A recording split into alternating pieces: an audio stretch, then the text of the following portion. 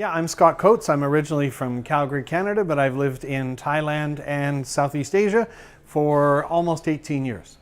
I've been lucky enough to work in travel in Southeast Asia for most of my professional career. At the moment, I'm the Director of People Development for a large travel company called Exo Travel that provides inbound travel services in Southeast Asia as well as Japan and China.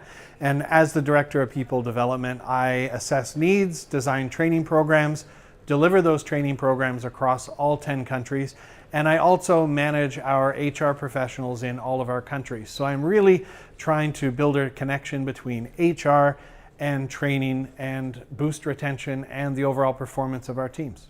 Happiness, we all have to work. We have to spend a majority of our life at work.